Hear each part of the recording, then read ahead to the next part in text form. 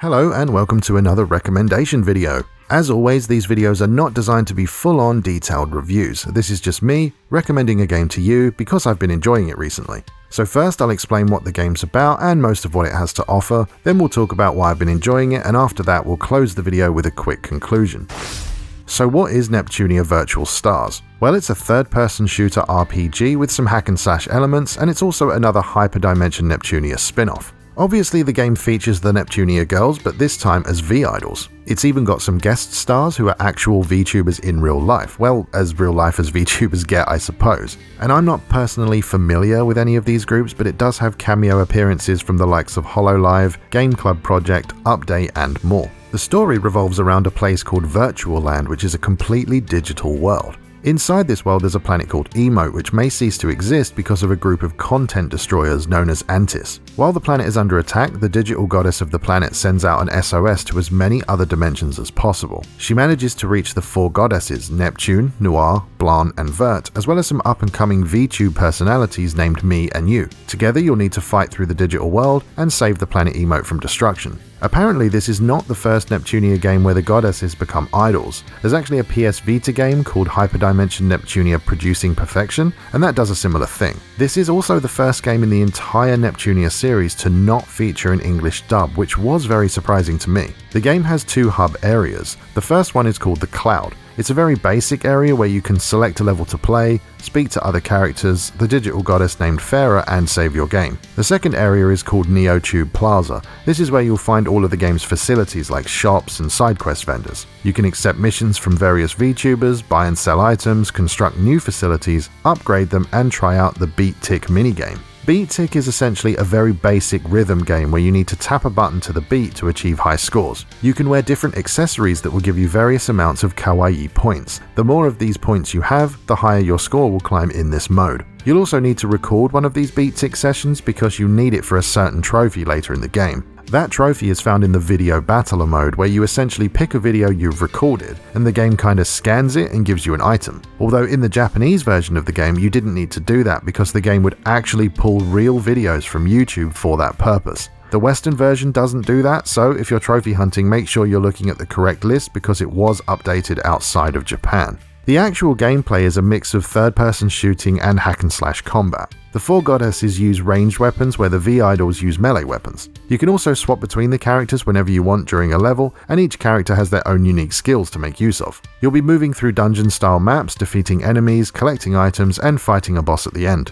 You will of course gain XP and level up your characters, which will allow you to get stronger and obtain new skills. At any time during a level you can use the Heart Tune skill, which will slowly replenish your character's HP and MP. It's worth keeping in mind that you are completely vulnerable during this time, so it's mainly for use in between battles and not during them.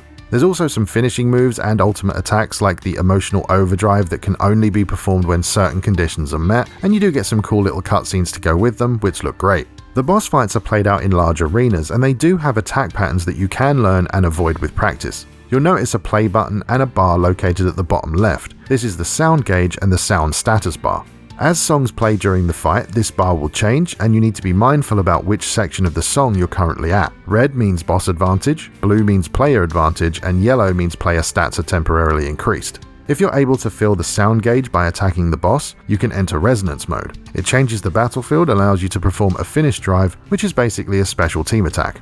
And I suppose at this point, considering what I've explained and the stuff you've been able to see in the video itself, you probably understand what the game's about, so let's move on to why I liked it.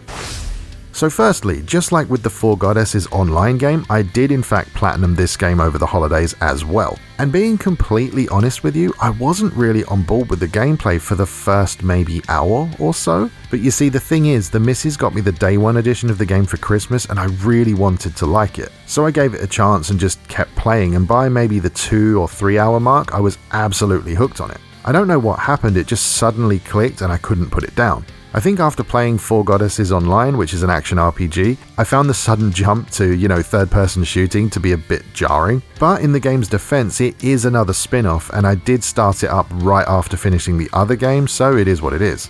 I think the story is perhaps a little bit weaker in this game when compared to the mainline Neptunia games and the other spin-offs. That's not to say it's bad or anything, it's just not particularly interesting, at least to me. Also, I do know of VTubers, but I don't really follow any of them myself or watch any of their content, and it's, not that I don't like them or anything, it's just not something I've ever really looked into. Having said that, I do like the way they integrated the whole VTuber movement into the game, and having them as quest givers is a pretty thematical idea, and I think it works really well. In fact, integrating different aspects of content creation in general into the story and the gameplay is a great idea overall. I mean, I've only been a content creator for around, a year at this point, but I guess the whole theme of the game did kind of speak to me a little bit, which was nice. As I said earlier, the game does lack an English dub, and it's virtually the only Neptunia game across the mainline and spin-offs that doesn't have one. Now, of course, a lot of people prefer the original Japanese voices in Japanese games anyway, so I'm not going to pretend that this is some sort of huge deal or anything. But for me personally, it was a bit disappointing, as I've always used the English dubs in games and anime. I don't use them in live-action foreign movies, I always go for subtitles in those because I think dubbing over a real person just looks kind of weird, but I think it's easier to get away with it in games and anime, although having said that, I'm sure people would still disagree. In fact, I actually spoke with a viewer the other day in the comments section about English dubs, and long story short, the reason I don't use original Japanese voices is simply because I grew up in the UK watching anime on Toonami. It was a section of Cartoon Network that played what they called action cartoons, which was basically anime. I would watch things like Dragon Ball Z, Gundam Wing, Outlaw Star, and it was all in English, and now as an adult, I'm so used to it that Japanese voices in games and anime just doesn't work for me. I understand that I'm in the minority, quite far into the minority, but I just honestly can't help it at this point. Mind you, if the Japanese voices are the only option, I will still gladly use them and still enjoy the game because I don't dislike them, I just prefer the English dubs. Another thing I mentioned earlier was the combat and how I wasn't really that keen on it at the start of the game. I feel like the melee side of things is a bit weaker in terms of polish when it's compared to the third-person shooting, but it's still serviceable. I actually took a look back over my footage, and I think the issue was simply that I wasn't really used to the gameplay, and your characters are kind of weak at first. Once you know what you can do and how to do it, it kind of starts to click into place. Your characters get stronger, you get more confident as a player, and you kind of get into the flow of the game. So I guess my advice would be that if you pick this game up and you aren't really feeling the combat, push through a little bit more, play a few more levels and see if it clicks for you after that. Try not to write it off straight away as bad if you can. Because, I genuinely felt like it was kinda bad in the beginning, but like a lot of these lower end AA games, if you want to call them that, have a bit of jankiness to them, I think. Most of the time you can get over it and forgive it, and I think this one is no exception. But yeah, overall I enjoyed my time with the game, and now I think it's time to move on to the conclusion.